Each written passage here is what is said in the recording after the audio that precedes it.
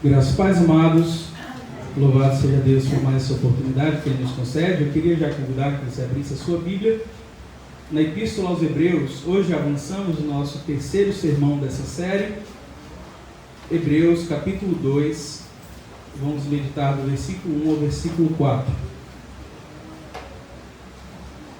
Hebreus capítulo 2, do 1 ao 4.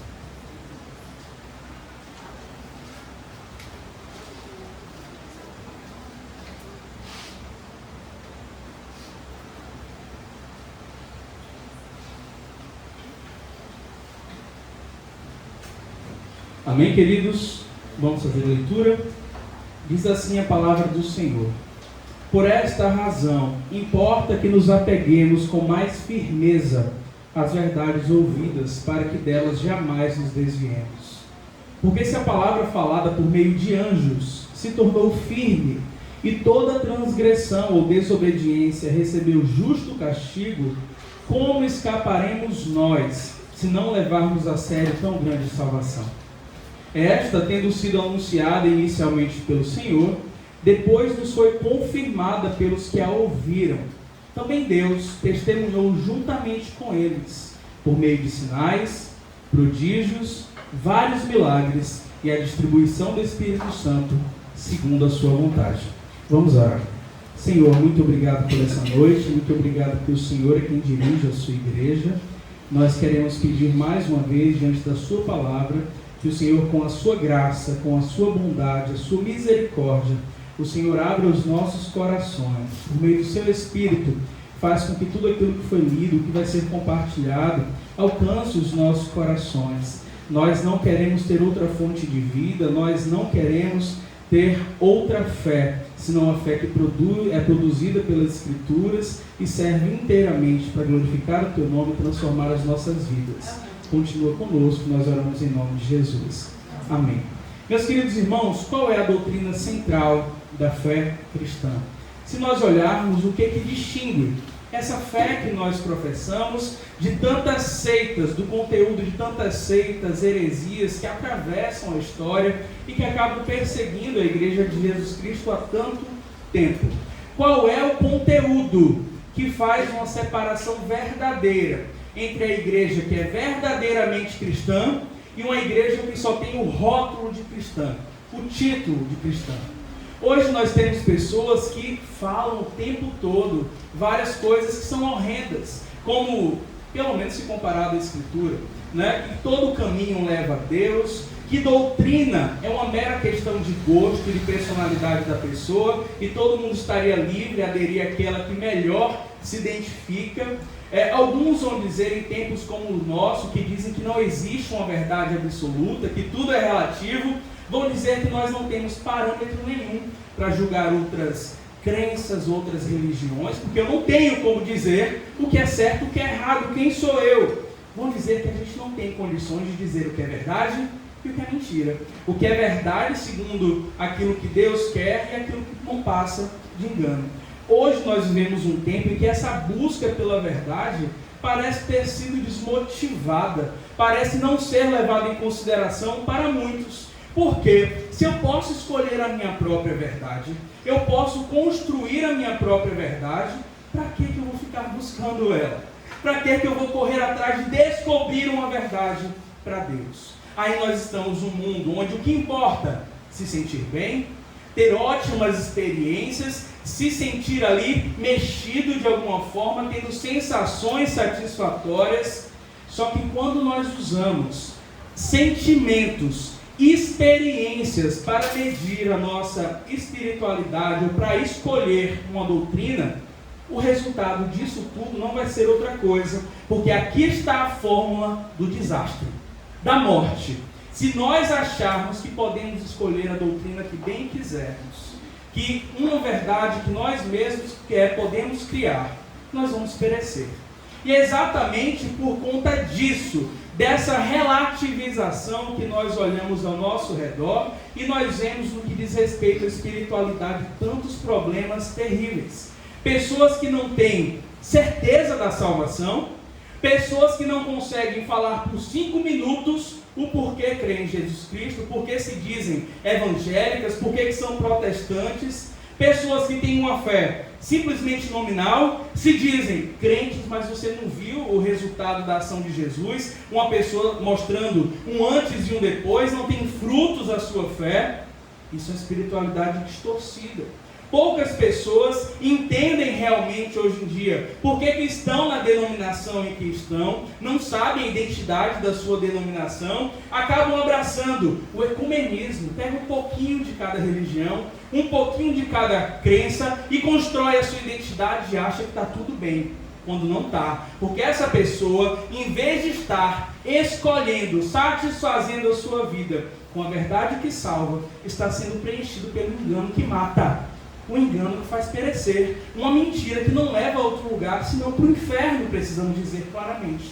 Todavia, meus queridos irmãos, como eu disse no primeiro sermão dessa nossa série, nós temos aqui uma questão de vida ou morte. Não é uma questão de segunda categoria, porque tanto Jesus Cristo como os apóstolos que vieram após ele, também os profetas do passado, não tratavam como insignificante essa questão de você identificar a verdade no meio de um contexto de mentira, porque a verdade sempre vai ser para a gente prioridade. Eu preciso entender, existe uma verdade, eu preciso buscá-la, preciso chegar até ela. E sobre essa verdade, a posição que vai ser para a gente inegociável, vai ser central na nossa fé, que vai nos distinguir de todos os outros momentos que pessoas cultuam, ou outras crenças, outras religiões, sempre será no que diz respeito à pessoa de Jesus Cristo. Ele é o centro da vida cristã. Ele é aquele que traz consigo a essência do que é ser cristão. E Ele próprio, Jesus Cristo, aquilo que Ele é, aquilo que Ele diz, é o fundamento mais sólido que existe para nós compararmos as outras crenças, tudo aquilo que nos serve. Porque é exatamente a nossa compreensão de Jesus Cristo que vai dizer qual o nosso destino e qual a nossa forma de viver nesse mundo. Se você se permite ser enganado sobre a pessoa de Cristo, que, como nós vimos até então, é superior a tudo e a todos, como o autor tem colocado até aqui, então significa que você está desprotegido, inseguro, descoberto, que você não pode ter certeza nenhuma para o seu futuro, se você tem dúvidas sobre o papel de Cristo na história e na história da sua própria vida. Pensando nisso, vamos ao texto. Queria que você olhasse comigo o versículo 1.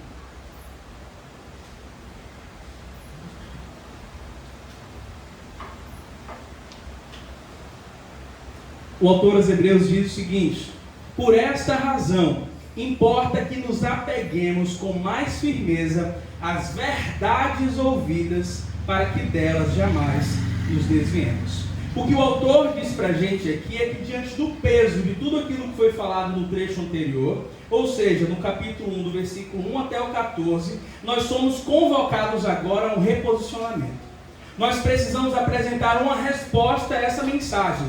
Temos que exibir uma postura imediata. E ele insere essa convocação aqui, depois da construção que ele faz no primeiro capítulo, a descrição da pessoa de Jesus, ele já coloca para todos nós aqui, uma exortação solene. Os irmãos veem que ele é direto, ele é imediato, ele não espera passar muito tempo para já nos desafiar, porque ele diz para a gente, tudo aquilo que foi dito nos 14 versículos anteriores, deve ser imediatamente aplicado à vida de vocês. O autor, quando ele coloca no capítulo 1 toda aquela descrição gloriosa de Jesus Cristo, ele não está simplesmente fazendo ali um cântico, ele não está escrevendo ali uma base teórica para que outras pessoas somente estudem sobre aquilo, uma construção que vai ser lida, relida, e as pessoas vão simplesmente repetir sem nenhuma reflexão. O interesse que o autor aos Hebreus tem aqui é que já diante do que vimos nesse primeiro capítulo da sua carta, nós tenhamos um posicionamento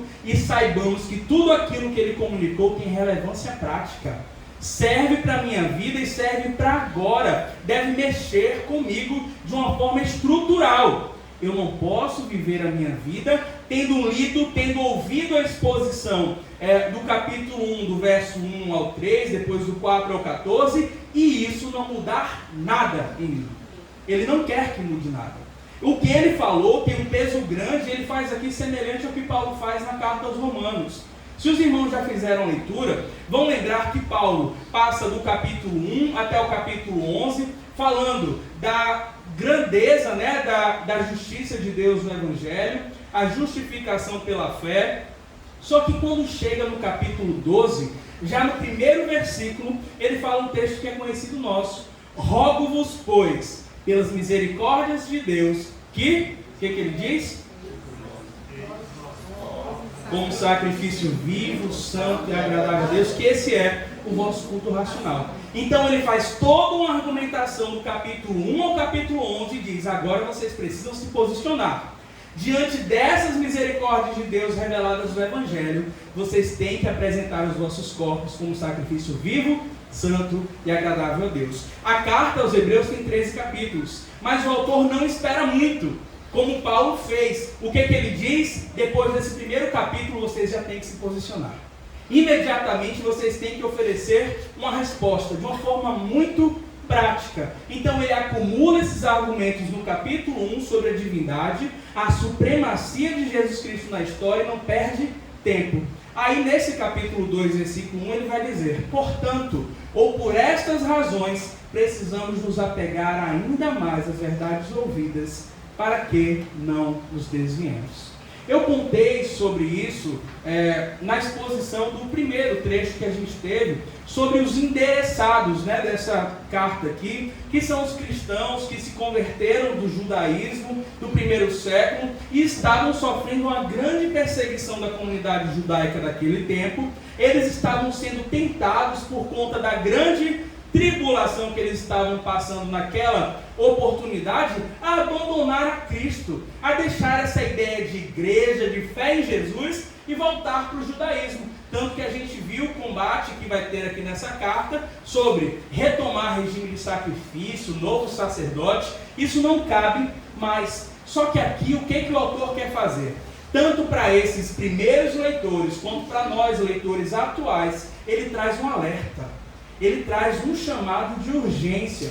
Ele diz para nós: há uma urgente necessidade de que, ainda que sob pressão, ainda que enfrentando a pior das lutas, vocês não podem abandonar a Cristo, porque o resultado de abandonar a Cristo é muito mais trágico, muito mais danoso do que essa luta que você está passando, seja internamente ou seja externamente. O conhecimento que foi transmitido aqui no primeiro capítulo não deve estar para a gente somente na ponta da língua para ser repetido.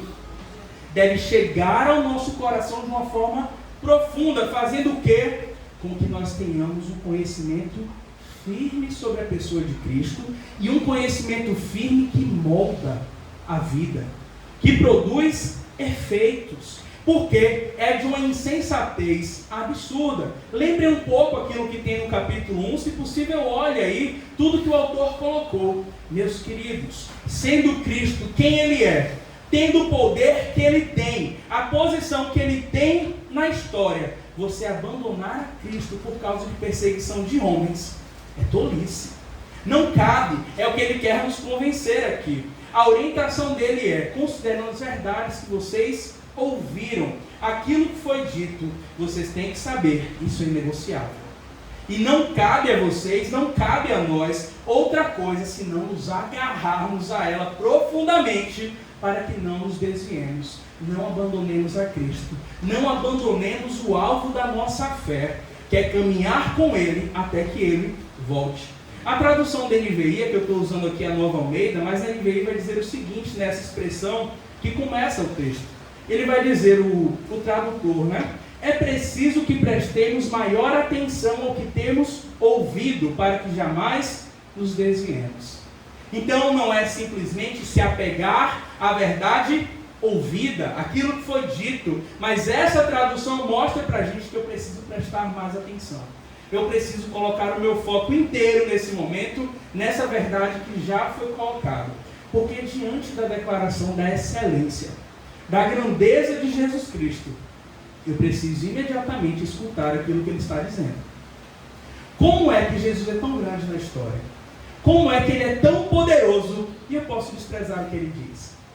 Como é que eu posso viver a minha vida deixando de lado aquilo que o Rei soberano do universo disse a meu respeito ou sobre ele.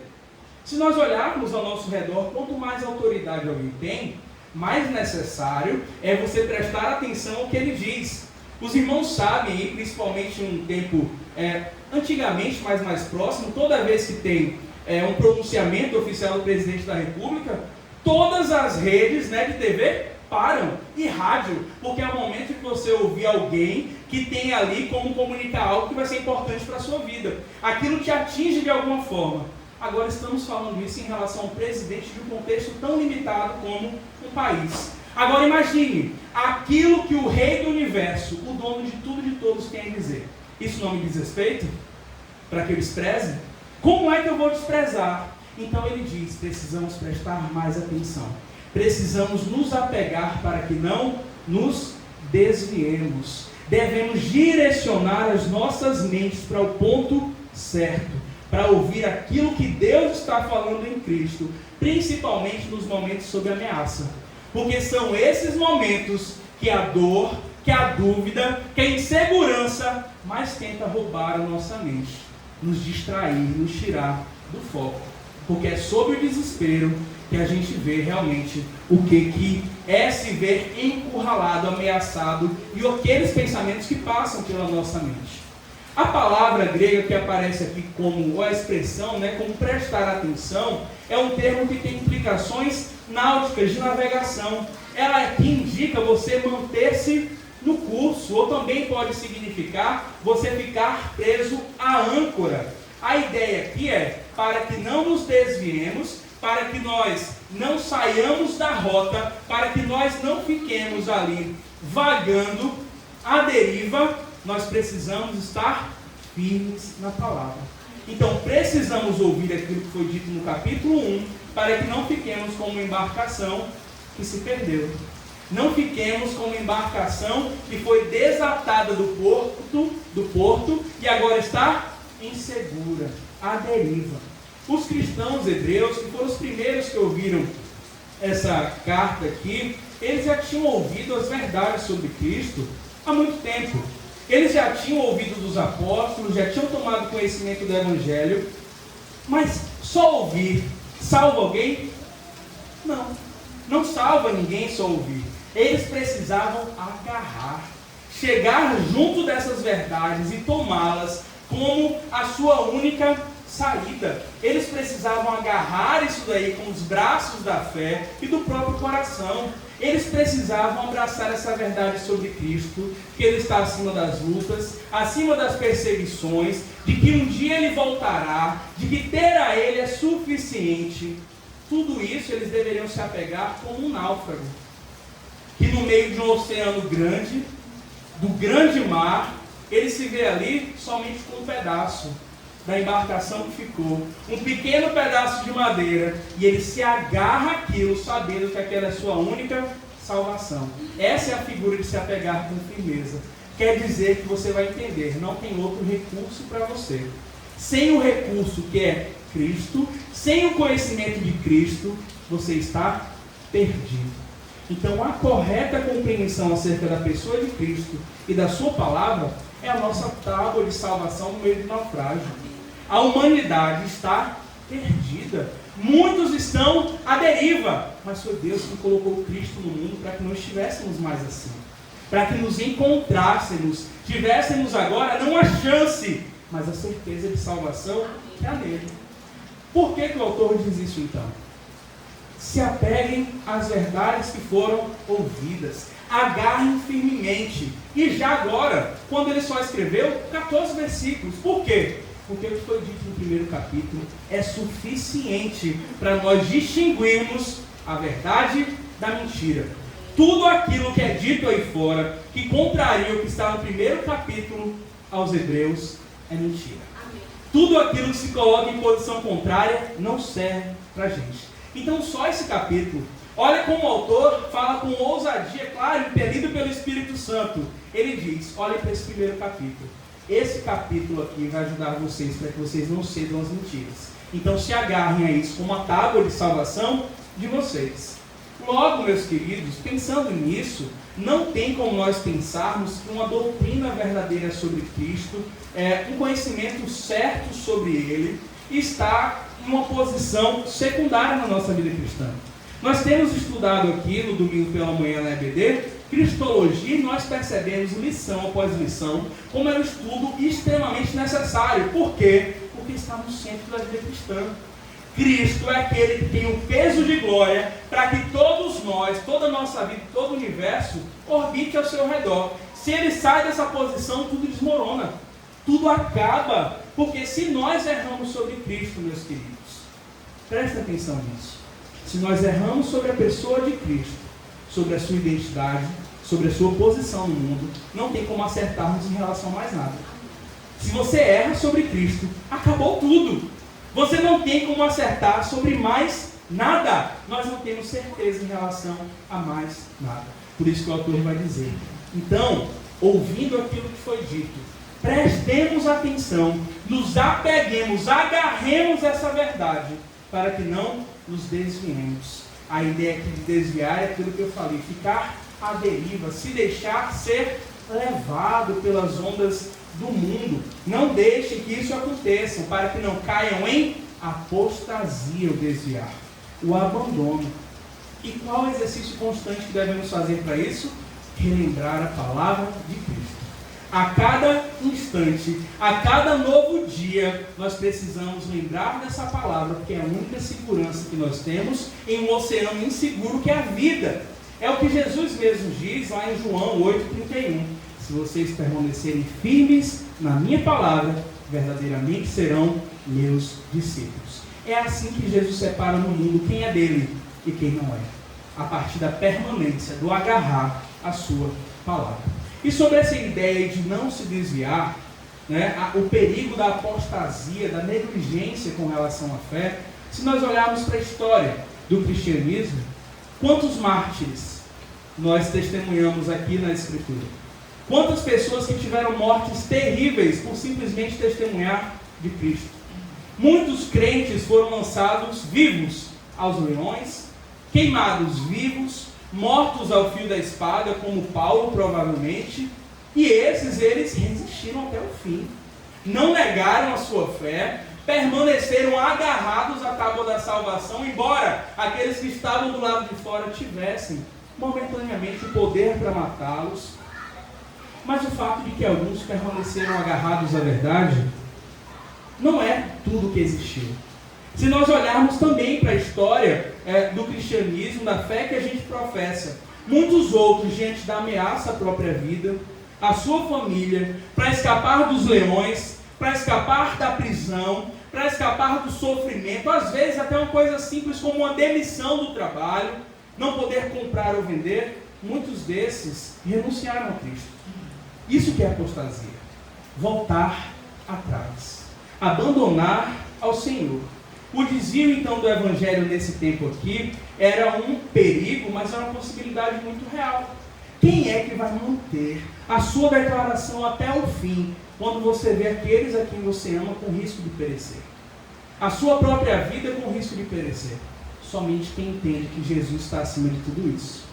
Somente quem compreende o valor de Jesus na história. Aí a gente olha ao nosso redor. Olha para o nosso contexto, quantas pessoas têm apostatado, abandonado a fé, se desviado por motivos que não se aproximam nem a isso que está colocado aqui. Não é uma perseguição feroz, não é um risco para a própria vida, muitas vezes é o simples fato de ter sido desagradado. Muitas vezes o simples fato de ter entendido, não, eu pensava que eu seria rico ao crer em Jesus Cristo, eu achava que depois de crer nele a minha vida se resumiria agora a bênçãos materiais. Quantas pessoas se enganam, ou melhor, se deixam enganar por ter uma compreensão falsa da fé. Então nem todos estão dispostos a assumir as consequências, como nós temos conversado aqui, de seguir a Cristo, e simplesmente abandonam. Largam essa tábua da salvação e perecem, como Judas Iscariotes, que andou com o mestre, como uma outra pessoa que Paulo fala na segunda carta a Timóteo, Demas, que foi um companheiro de viagem, mas amou mais o mundo do que a obra, ou como aquelas pessoas que são representadas por aquela semente que cai em solo pedregoso, não tem raiz profunda, então não permanece, não fica. E isso vai testificar, como o autor aos Hebreus mesmo vai colocar mais à frente aqui para a gente, não que essas pessoas eram salvas e perderam a salvação, porque isso não existe. Vai testificar que eles nunca foram dos nossos. Eles nunca pertenceram à comunhão, porque o que Jesus diz a respeito dos seus é: eu lhes dou a vida eterna, eles jamais perecerão e ninguém os arrebatará da minha mão. Esses são aqueles que permanecem até o fim, agarrados à realidade da salvação que está em Cristo. Vamos avançar ao versículo 2 e o versículo 3.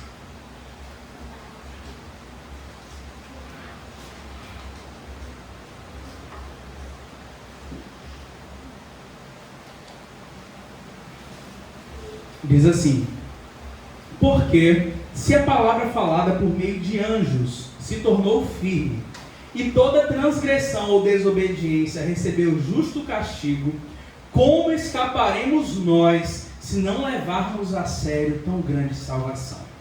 Esta tendo sido anunciada inicialmente pelo Senhor, depois nos foi confirmada por aqueles que ouviram. No primeiro capítulo, nós lemos aqui, nós estudamos que Deus falou no passado por diversas vezes, de diversas maneiras, aos pais, pelos profetas, por meio de anjos, mas nos últimos dias, na sua manifestação mais perfeita, Ele nos falou por meio do Filho, Jesus Cristo, que é o resplendor da sua glória, a expressão exata do seu ser.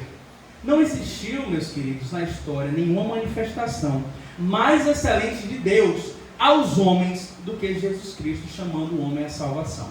Não existiu nem vai existir.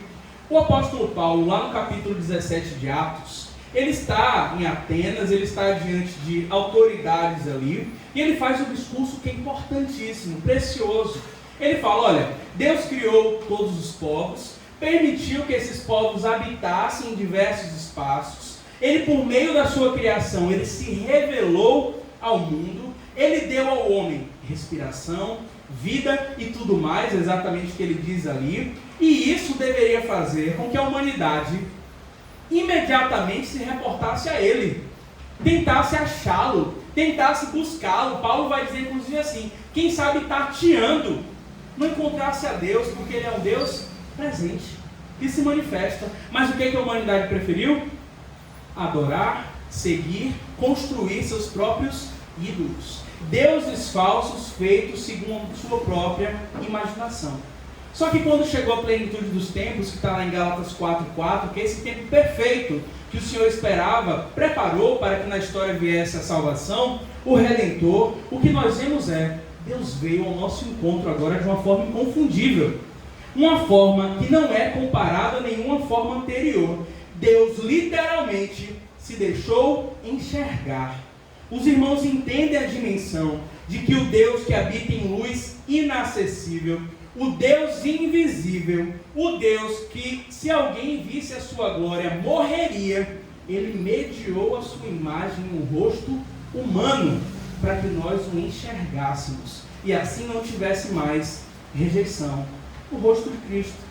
Mas qual foi o nosso posicionamento? Qual é o nosso posicionamento diante disso?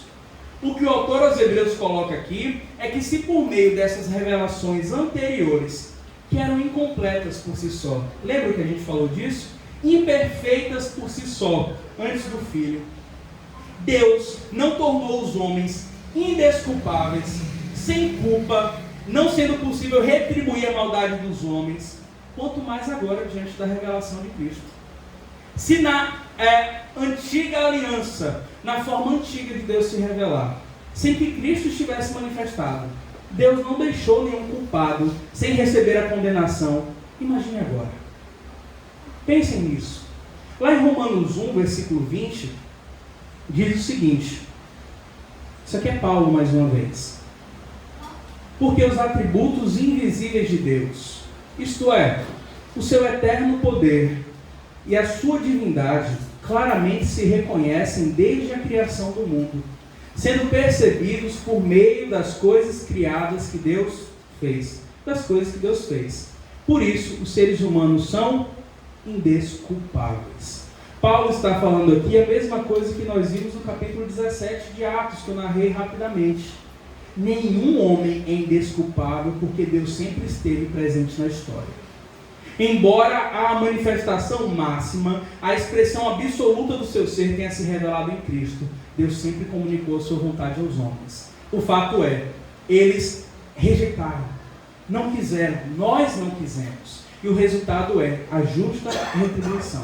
Então, se Deus, por sua justiça, sempre deu a justa retribuição à desobediência, o argumento que se coloca aqui é do menor para o maior. Se na aliança anterior, menor, as pessoas já deveriam levar a sério a palavra de Deus, a mensagem do Senhor, imagine agora.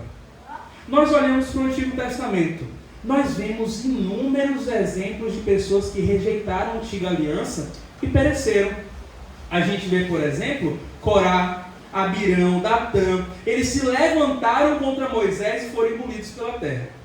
A gente olha outra oportunidade, os filhos de Arão, Nadab e Abiú, trouxeram fogo estranho para o altar e foram consumidos pelo fogo. A história vai dizer para a gente que tinha toda uma geração perversa de israelitas no deserto. Deus deixou que aquela geração ficasse 40 anos vagando, não entrasse na terra prometida, deixou que a geração inteira se perecesse, porque não entraria por ter rejeitado a sua aliança. São exemplos de pessoas que rejeitaram a aliança que, segundo a gente vê na carta aos Hebreus, era ainda incompleta, imperfeita, mas que Deus agia com justiça porque Deus é justo. Deus não muda em momento nenhum. Então, se isso tudo é verdade em relação às revelações anteriores, aí é o que o autor diz aqui: como escaparemos se negligenciarmos, se fizermos pouco caso, se não levarmos a sério a tão grande salvação que foi revelada em Cristo? Se nós rejeitarmos, fizermos pouco caso da última e mais excelente manifestação de Deus, que é perfeita, definitiva em Cristo, não há escape para nós. Não tem o que você fazer, você está perdido. Hoje em dia, o homem ser zeloso pela lei de Moisés até a morte, ele dar crédito à palavra dos profetas do passado, ele ser alguém que entendeu que sim, Deus comunicou a sua vontade aos homens pelos anjos. Se ele acredita em tudo isso, faz tudo isso, mas ele rejeita Cristo, não vale de nada. Não muda nada na sua vida. Ele não vai ser aperfeiçoado, ele não pode ser salvo. Como o jovem rico, eu faço isso desde sempre. Não adianta. Rejeitou a Cristo, você perdeu tudo. Foi em vão, né? Porque se diante da revelação perfeita que está em Cristo, que nos chama ao arrependimento, fala, olha, tenho fé para a salvação. Se diante disso tudo você não se dobra, você não prostra o seu coração, não tem mais nada que pode te socorrer. Não tem mais chance para você. Se você rejeitou a Cristo, você rejeitou a única tábua de salvação. A única chance de você permanecer. Porque a palavra diz que não há condenação para aqueles que estão em Cristo Jesus. Mas aqueles que estão fora de Cristo Jesus não escaparão. Porque se Deus não deixou sem condenação os homens do passado antes que o Cristo se manifestasse, Deus também não deixará hoje. Porque a salvação nunca foi por obras. A salvação sempre foi pela fé. Abraão, Davi, os homens relevantes do passado, nenhum deles foi justificado por Deus por seus sacrifícios, pela sua obediência. No passado, pelo Messias que viria. Hoje, pelo Messias que já veio, um dia voltará para estabelecer o seu reino eterno. Logo, se você negligenciar tão grande salvação, já era. Não tem mais o que fazer. Se diante do ouvir a palavra de Cristo, essa palavra gloriosa, o Evangelho da salvação, você não se arrepende, você não crê, sua alma não encontrará salvação em outro lugar. O seu lugar, o lugar daqueles, melhor dizendo, que rejeitarem a Cristo, será o tormento eterno. O fogo que não se apaga. Esse lugar que não foi preparado para a criação de Deus, homens, mas foi preparado para o diabo e seus demônios. Então o autor aqui chama a gente a atenção ao grave problema de se negligenciar a mensagem de Deus. Essa mensagem da salvação. Porque como Pedro disse diante das autoridades que queriam silenciá-lo, naquele início ainda da igreja em Jerusalém, não tem como, não há salvação em nenhum outro, e não há nenhum outro nome dado entre os homens pelo qual vocês possam ser salvos. Ou como João mesmo disse lá no capítulo 3, 18 e 36 do Evangelho de João: quem nele crê não é condenado, mas quem não crê já está condenado, por não crer no nome do Filho unigênito de Deus.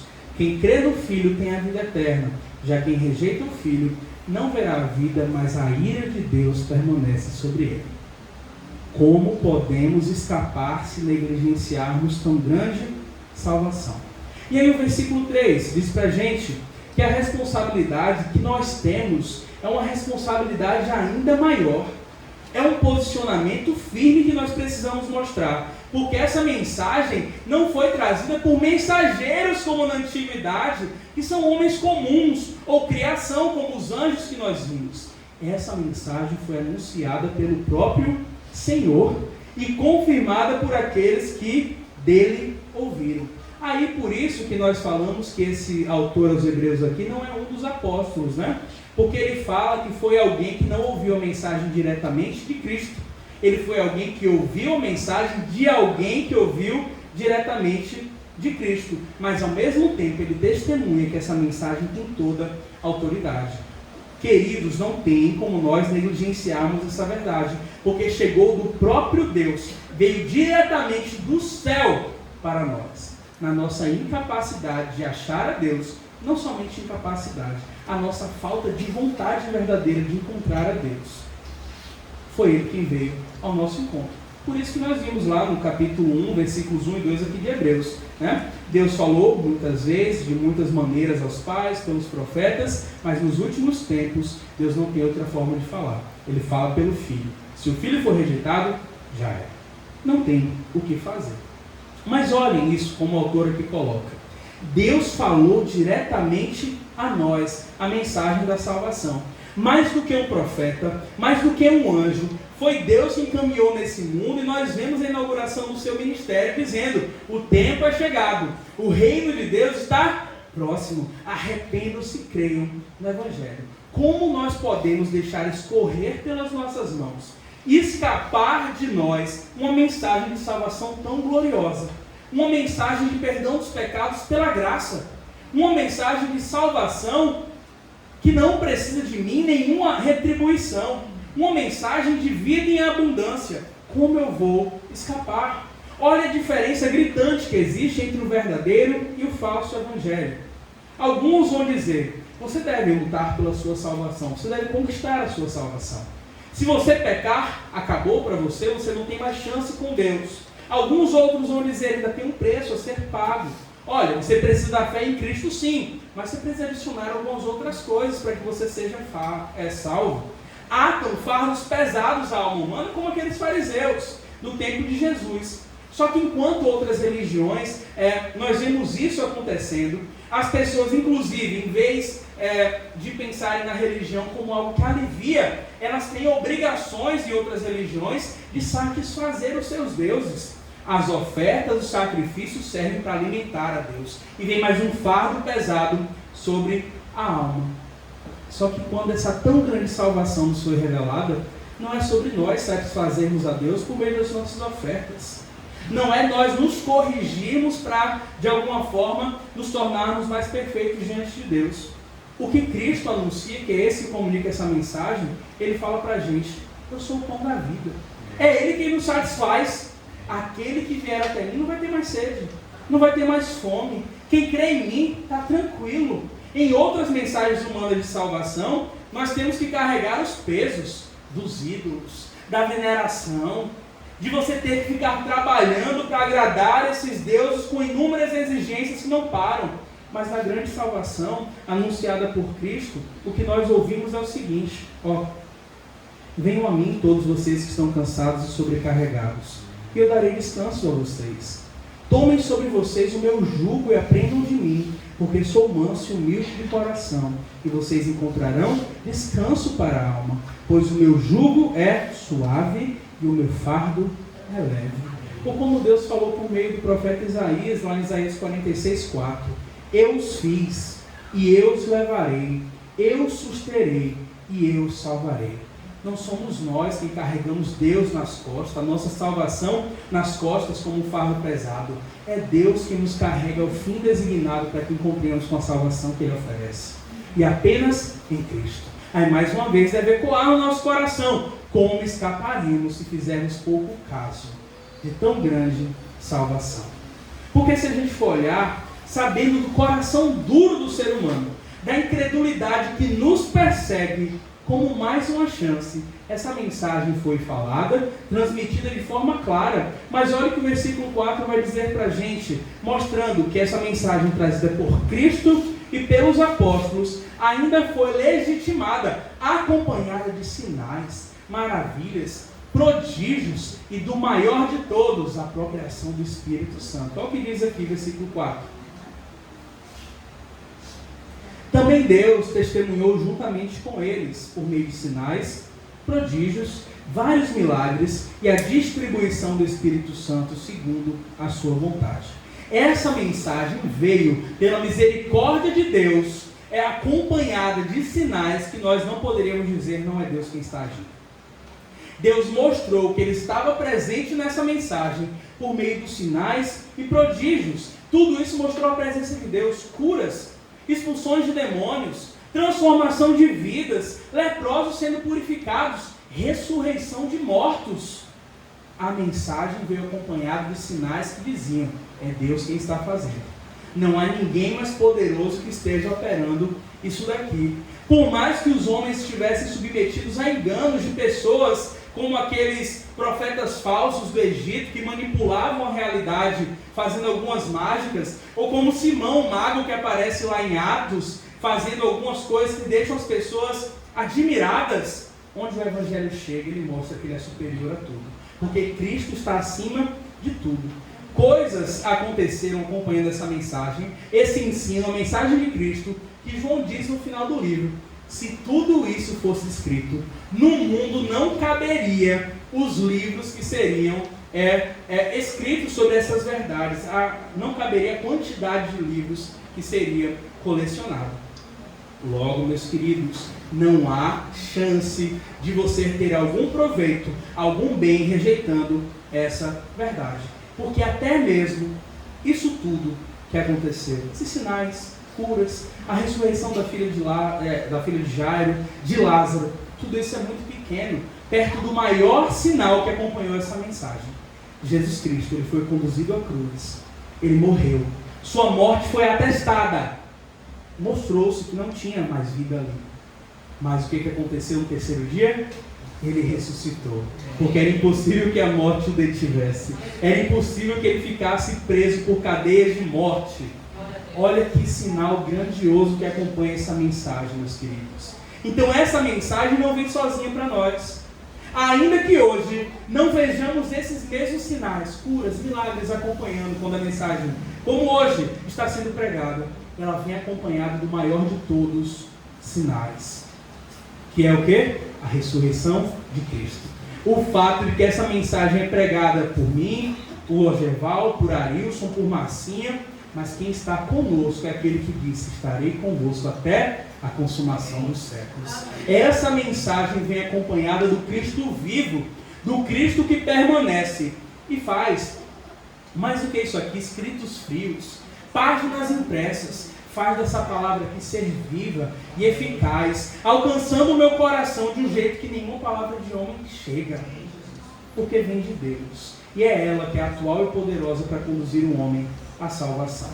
Então, meus queridos, a palavra já diz para a gente, a fé vem pelo ouvir essa palavra, não tem outro caminho, não tem outra chance, e essa palavra é sobre alguém que é extraordinário, é superior a tudo e a todos, e como o autor aos Hebreus vai colocar no capítulo 7, ele é poderoso para salvar, porque ele vive para interceder por todos nós. Essa mensagem, então, é pregada, anunciada, foi revelada, e é Cristo mesmo quem acompanha para que ela cumpra o seu propósito. E para finalizar aqui, Deus testifica do poder e da verdade dessa mensagem com a distribuição do Espírito Santo. As primeiras testemunhas, que foram os apóstolos, e todos aqueles que vieram depois deles, e que permanecem, como todos nós aqui, anunciando essa verdade, não pregam essa palavra na sua própria autoridade, com base nas suas estratégias, com base no seu próprio poder. O testemunho que nós vimos aqui nessa noite, aqueles que temos visto constantemente, de transformação pelo Evangelho, só acontece porque o Espírito que convence o homem do pecado, da justiça e do juízo, foi dado por Deus para capacitar os seus servos. Essa mensagem que foi anunciada inicialmente por Cristo, depois pelos apóstolos, depois pelo autor aos Hebreus e por um número imensurável de pessoas, nunca foi anunciada com base em força de homem, mas sempre no poder do Espírito Santo. Como vamos então escapar se negligenciarmos uma mensagem que chega a nós com tanto poder? Porque ele tem um poder incomparável e imparável de salvação. Porque é do Cristo vivo e porque é anunciado no poder do Espírito, do Deus vivo, que está em plena atividade, que continua capacitando os servos e é quem move o coração daquele que está ouvindo para que a fé seja gerada. Nós olhamos isso então, tudo que o autor disse até aqui, e o que nós esperamos e que devemos trazer como resposta, já que ele foi tão gentil em colocar esse desafio, essa exortação para nós, nós precisamos acolher isso no nosso coração. Nós precisamos olhar para tudo que Cristo mostrou sobre a sua pessoa, tudo que é aquilo que ele anunciou para que outros também testificassem sobre a sua glória, sobre o seu poder para salvar. E nós precisamos nos agarrar a isso, sabendo que é a nossa única chance para distinguirmos falsas doutrinas, falsos cristos, falsos mestres que nos levam à perdição. Porque é somente Ele que impede que nós não sejamos levados pelas ondas da vida. Que não fiquemos à deriva, mas sejamos encontrados seguros, tendo uma esperança que Pedro vai falar na sua carta. É âncora para as nossas almas. É sempre um porto seguro. Então que prestemos atenção. Tratemos essa palavra como um tesouro, porque ela é. Entendamos a preciosidade de ter isso aqui acessível a nós, na cabeceira da minha cama, no meu aparelho celular, em tudo aquilo que eu faço no dia a dia, eu posso tê-la me acompanhando. Então, como negligenciar essa mensagem? Como negligenciar tudo isso? O autor espera que a gente só tenha uma resposta. Nos apeguemos, agarremos firmemente a ela, para que o resultado disso seja aguardar com fidelidade, sem apostatar, sem se desviar, sem abandonar o Senhor, que virá um dia glorioso sobre a história. E nós temos a certeza que aquilo que está em Apocalipse 2:10 deve trazer consolo, encorajamento para a nossa jornada, como trouxe a tantos crentes no passado e continua trazendo. Porque o Senhor diz para nós: ser fiel até a morte, dar-te-ei a coroa da vida. Que Deus, então, nos abençoe por meio dessa palavra. Queria chamar o Ministério do Louvor. Os irmãos coloquem em pé, por favor. Nós vamos cantar juntos Poder para Salvar. Em seguida vamos orar.